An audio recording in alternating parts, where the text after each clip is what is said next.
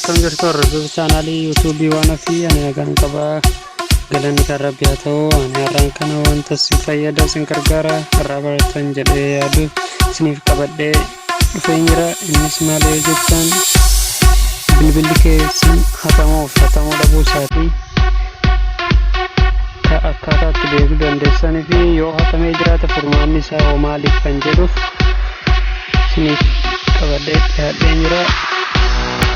Kanatti suudaan namoonni chaanaalii YouTube kanaa haaraa kan subscribe godhee keessan dagatanii ammas akka viidiyoon kun yeroon ani gadhiisatti simbira ga'uuf mallattoo doolichaa tuqaadha. Egaa jalqabumaan gara hojichaatti yeroo seennu mana bilbilaa seenne eega seennee boodatti mallattoo urjichaa mallattoo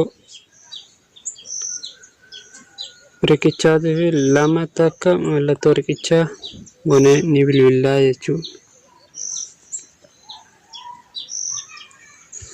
Yoo hatamee jiraate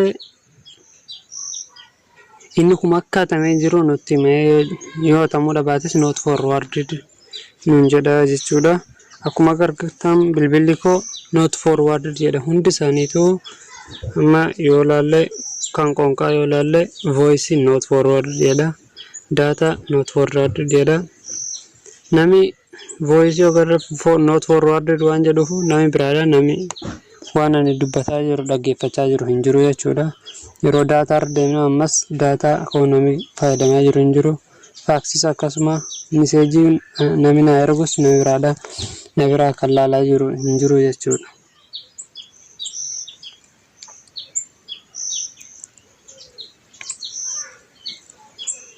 Yoo forwarded jedhe hoo forwarded yeroo nuun jedhu kunis namni nu jala deemee waan nuti hojjennu fi dubbannu ilaaluutti jiru waan dhaga'uutti jiru jira jechuudha. Yoo akkana jedhe furmaanni isaa hoo maali kan jedhudha. Ammas immoo isinitti agarsiisaa na waliin hordofaadha.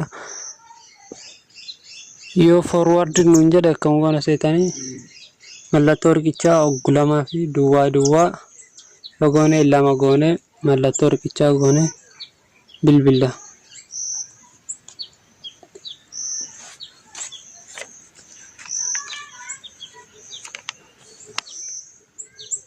Yeroo kana goonatti wanti forward ta'e guutumatti bilbila keenya irraa hin badaa jechuudha. Akkuma agartan call forwarding erasure was successful. Forward haquun mulu guutuma isaatiitti milkaa'inaan haqameera kan jedhu jechuudha. Waan hordoftaniif baay'ee isin galateeffadha. Egaa kanarraas itti dhaabbata. Gaaffii yoo qabaattan koomentii irratti naaf barreessaa isiniifan deebisa jechuudha.